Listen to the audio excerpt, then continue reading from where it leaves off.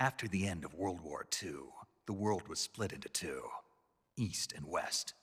This marked the beginning of the era called the Cold War.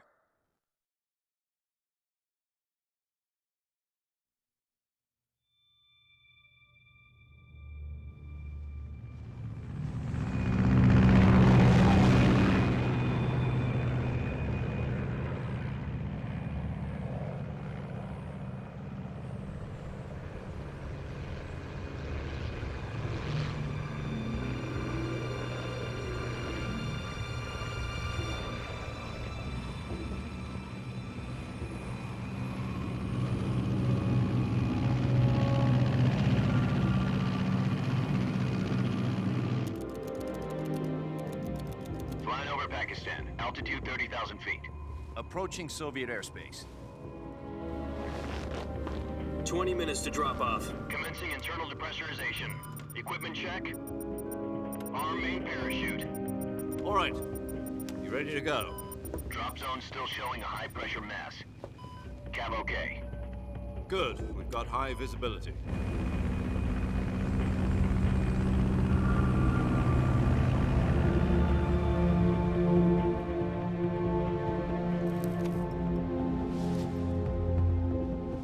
Put out that cigar. Connecting oxygen hose to interior connector. Put on your mask.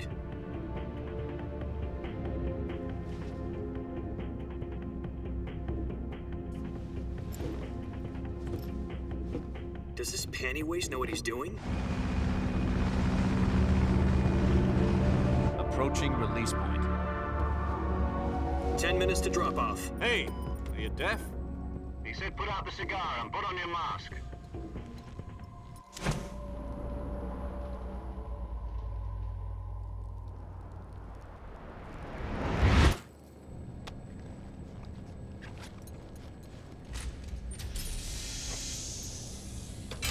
Depressurization complete. Checking oxygen supply. 6 minutes to drop off. Opening rear hatch.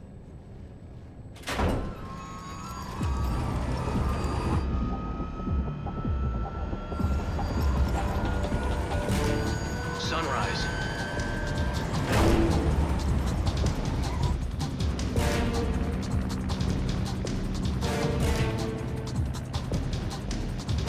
External temperature minus 46 degrees Celsius. 2 minutes to drop off. Stand up.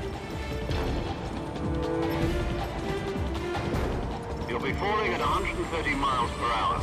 Try not to get frostbite from the wind chill. 1 minute to drop off. Move to the rear.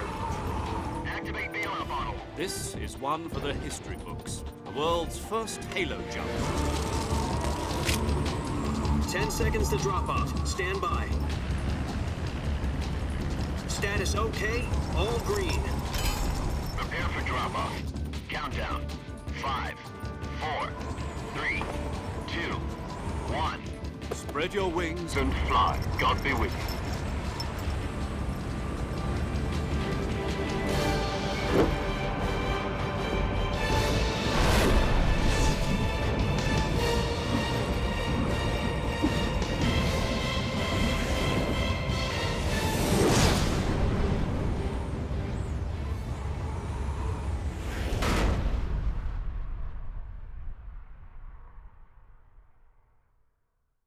Jack, I've got some important news. The head of the CIA has finally given us the green light for the Virtuous mission. Virtual mission? No, the Virtuous mission. The future of our Fox unit depends on it. If it succeeds, we'll be officially organized into a unit. Virtuous mission? Sounds like some kind of initiation ritual. You know, don't get cocky. This isn't a training op. Right. So what exactly is this wonderful mission? Well, about 2 years ago, a certain Soviet scientist requested asylum in the West through one of our moles. His name is Nikolai Stepanovich Sokolov. He's head of the OKB-754 Design Bureau, one of the Soviets' top-secret weapon research facilities, and the East's foremost expert on weapons development. Sokolov? Isn't he that famous rocket scientist? The very same.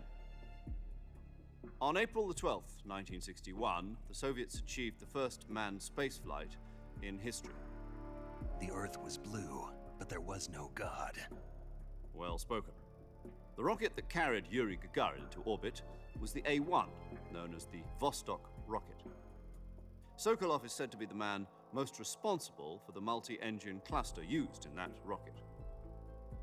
After Gagarin's flight, Sokolov left rocket development to become the head of the newly established Design Bureau. From a lowly technician to head of a design bureau, that's quite a success story, so why do you want to defect? It seems he'd become afraid of his own creations. Afraid?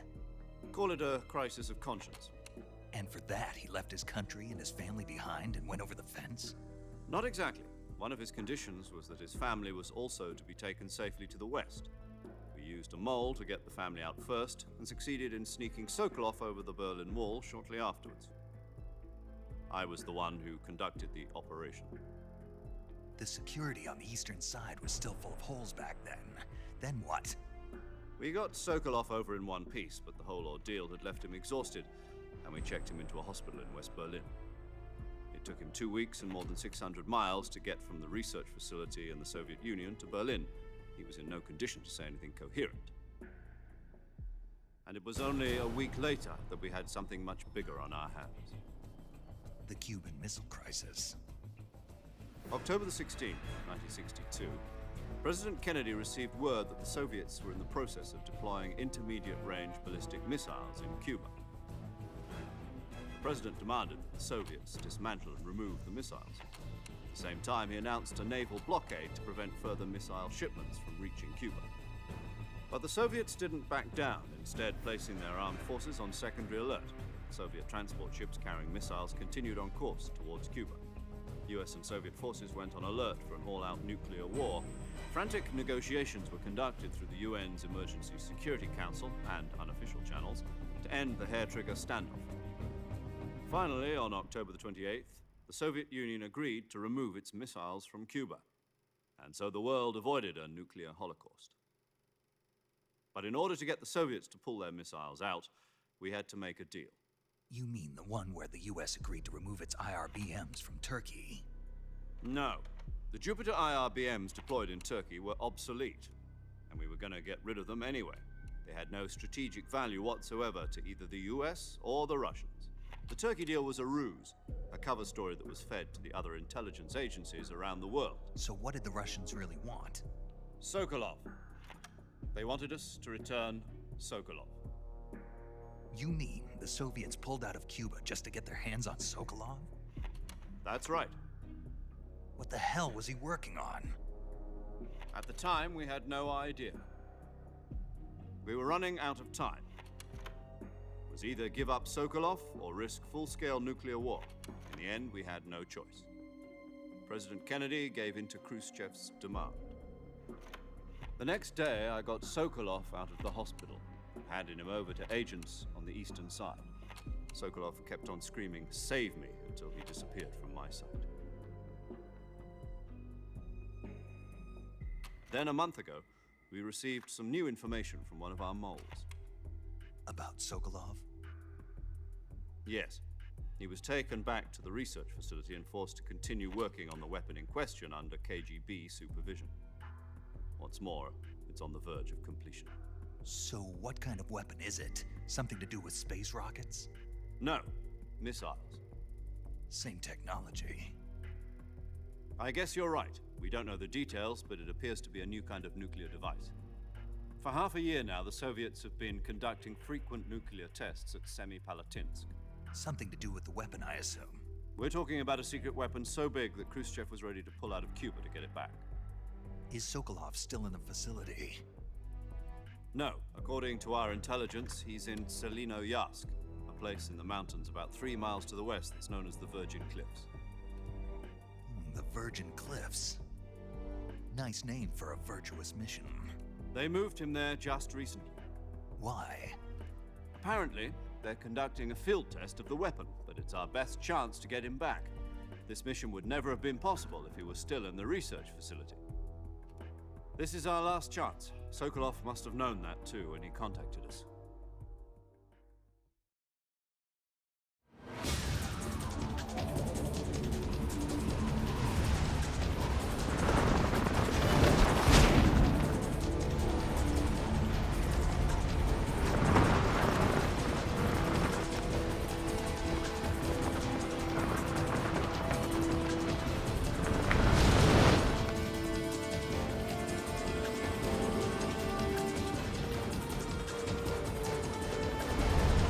Listen up, Jack. Your mission is to infiltrate Selino Yask in the Soviet mountains, ensure the safety of Sokolov, and bring him back to the West.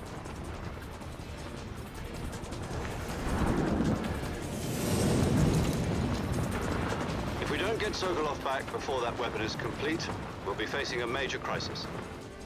The clock is ticking.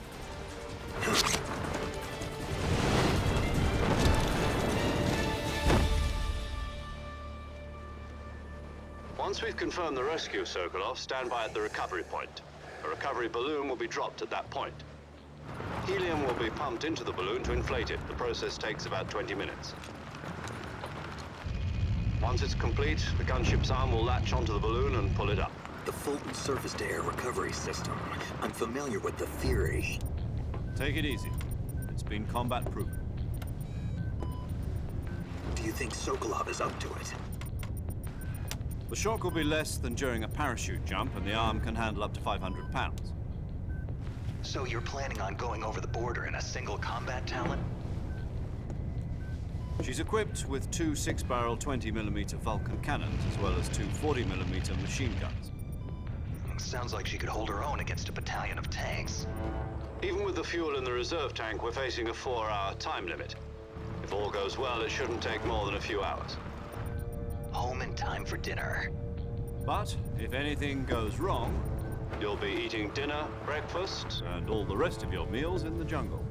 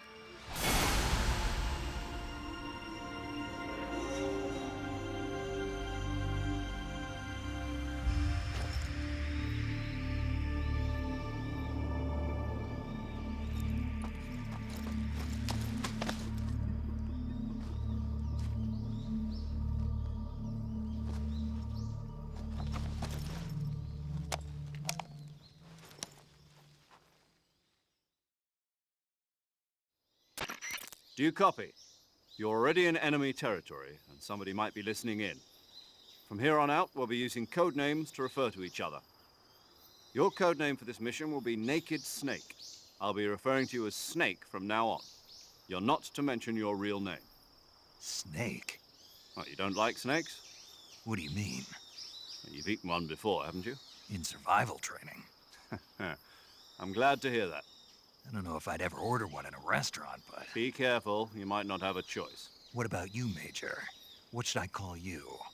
Let's see. I'll be Tom. Call me Major Tom. This will be a sneaking mission. You must not be seen by the enemy. You must leave no trace of your presence. Is that clear? This kind of infiltration is the Fox unit's speciality. In other words, weapons and equipment are procured on site. That goes for food as well. You're completely naked, just as your name implies. Great. Now I see why you asked me if I like snakes. I suppose calling me Snake was your idea of a joke, too. No. There's a good reason for that. I'll tell you later when the time is right. Gotcha. Getting back to the subject, how exactly am I supposed to feed myself? You've been issued a knife and a tranquilizer gun. Use them to hunt for food. You'll also find some medical supplies in your backpack. Yeah, about the backpack. I lost it in a tree on the way down. I see. Well, you'd better go back and get it then. You know where it is? No problem. I can see it from here. It's stuck on a branch. To climb a tree, stand in front of a tree that's covered in ivy and press the action button. I'll be monitoring your progress over the radio. We can't risk violating Soviet airspace, but I'll be in the gunship. My frequency is 140.85. I'll give you a call if I need to talk to you. If you need to talk to me, use the send function. Okay, Snake, go get your backpack.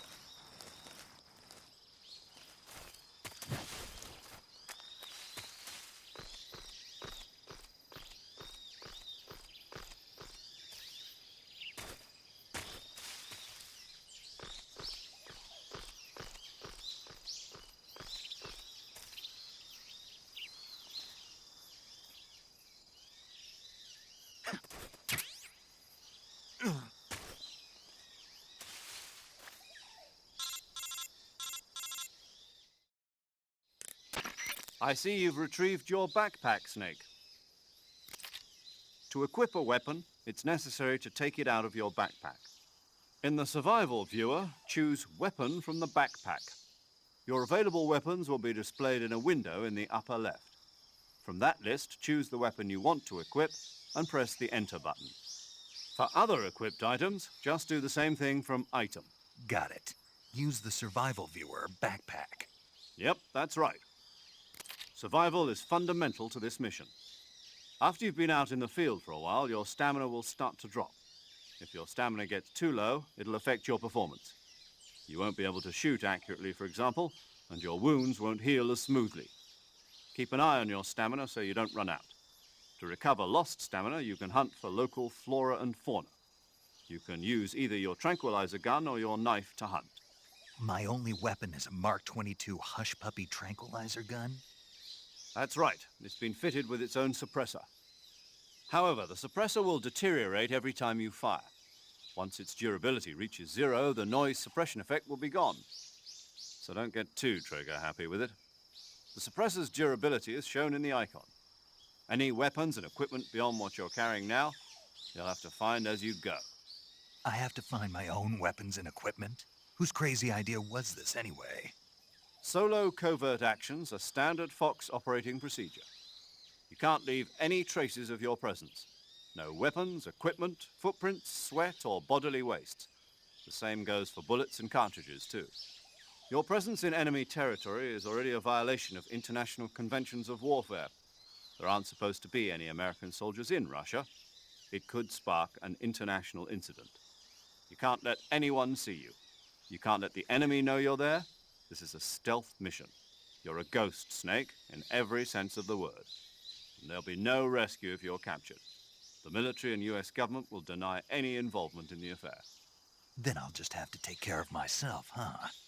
I'm afraid so. You've been given a fake death pill for that purpose.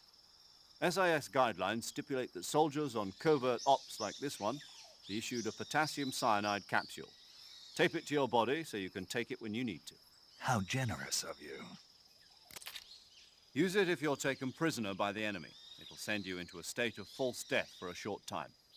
Fooling them into thinking that I'm really dead. So, how do I come back to life? Just take the revival pill. You mean that thing they put in my tooth before the mission? That's the one. But be careful. If you remain in a state of false death for too long, nothing will be able to bring you back. Remember that. I'll keep it in mind. You said this was a solo mission, right? Right.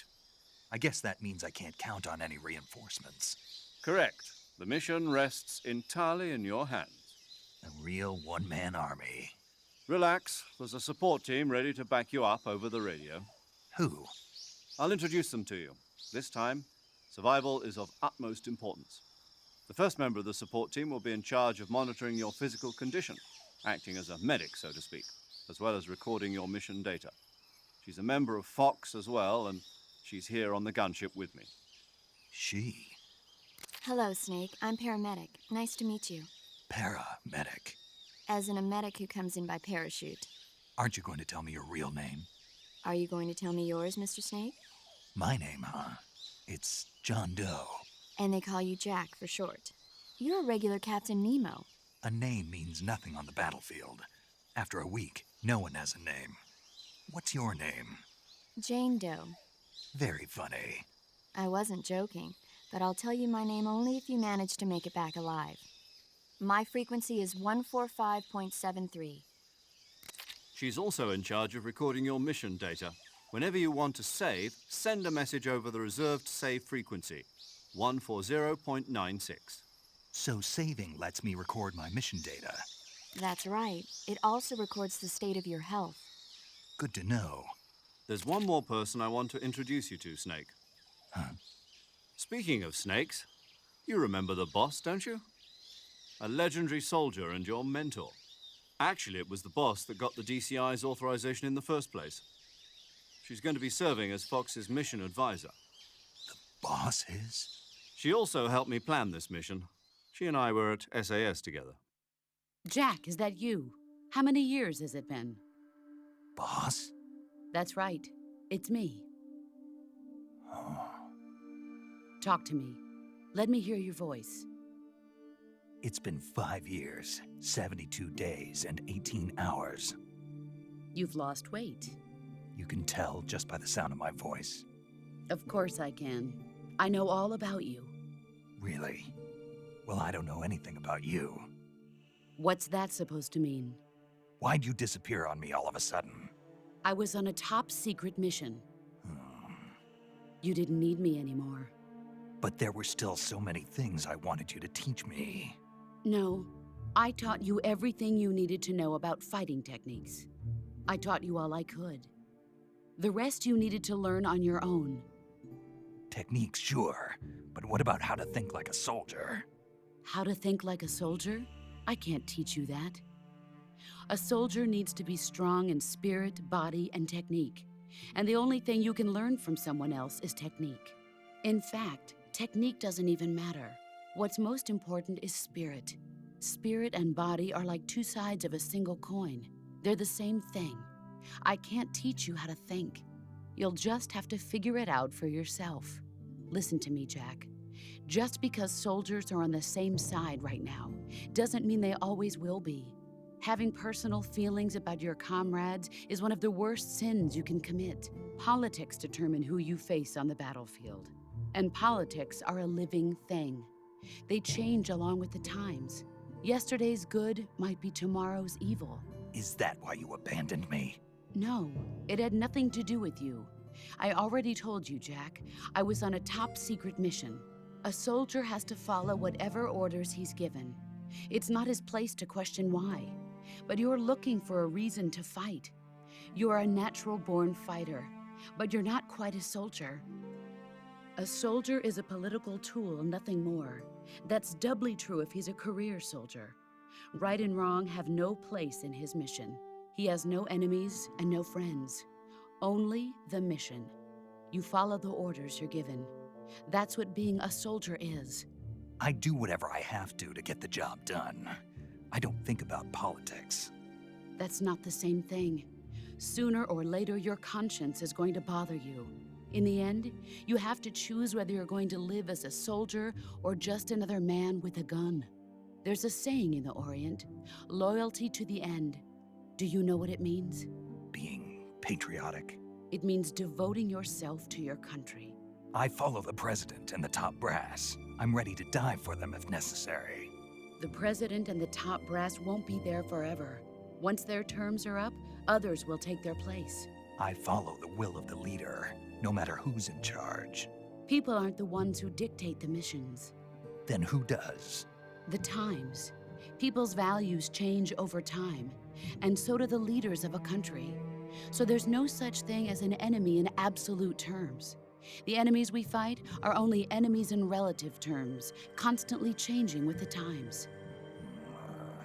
As long as we have loyalty to the end, there's no point in believing in anything, even in those we love.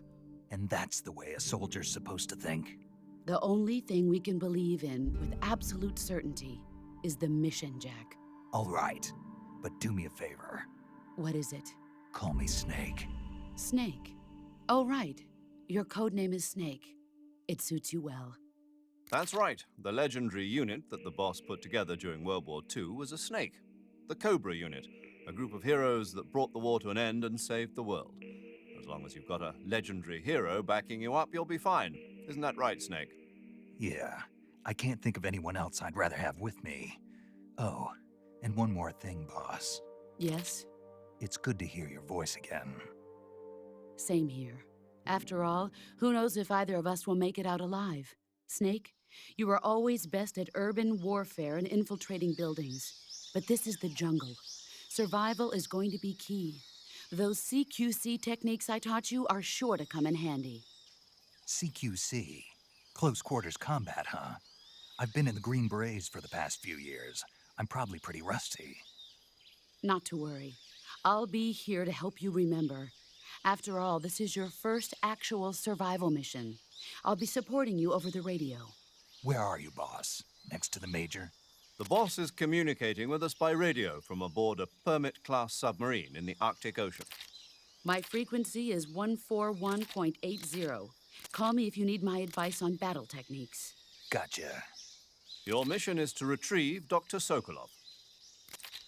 Dr. Sokolov is being held in an abandoned factory located to the north of your current position. Avoid heavy combat and don't let anyone see you. Don't forget that this is a stealth mission. Snake, try to remember some of the basics of CQC.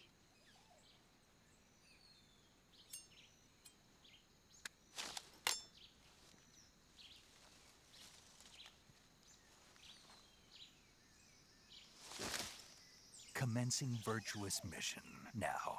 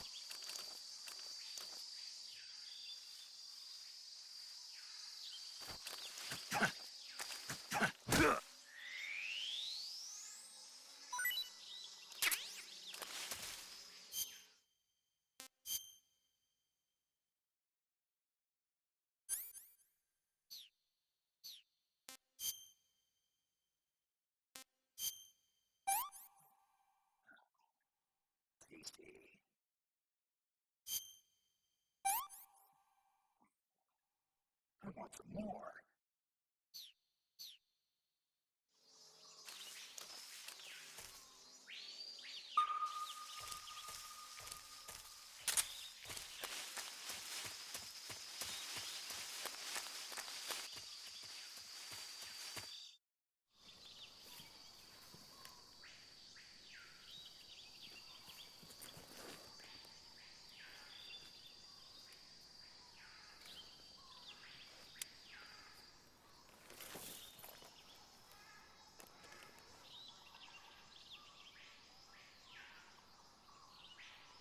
Major, I've spotted 2 enemy soldiers.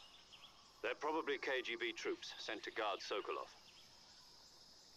AK-47s and grenades.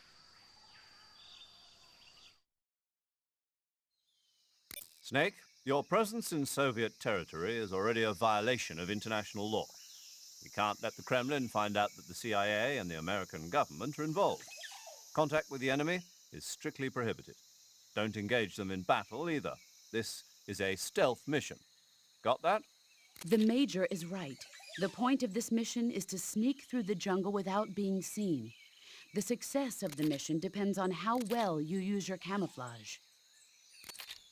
Change your camouflage by selecting Camouflage from the Survival Viewer.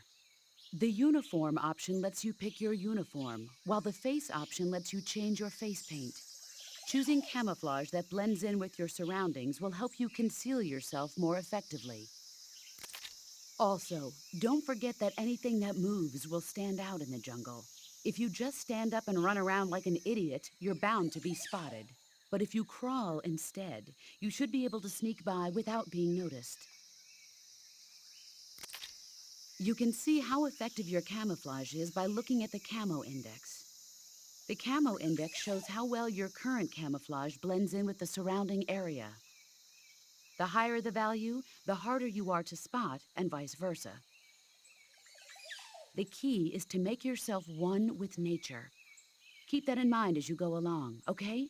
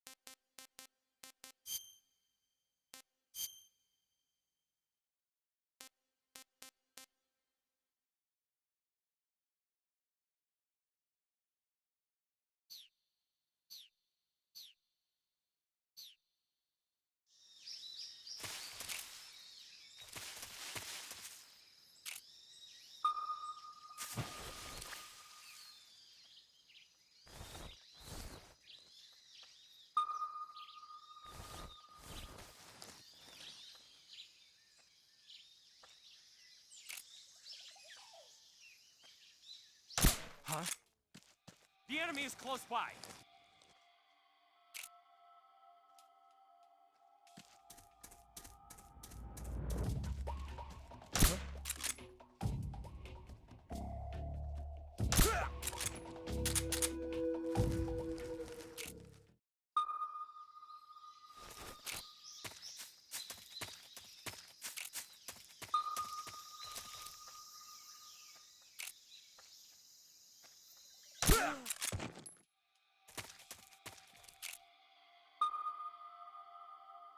What's wrong?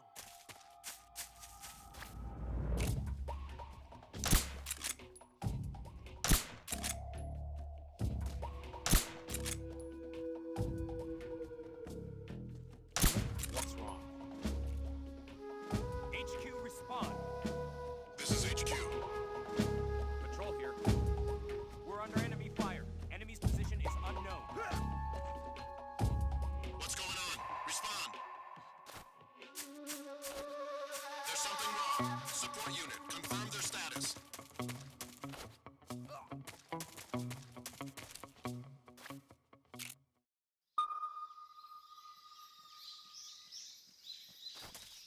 What's wrong? What's wrong?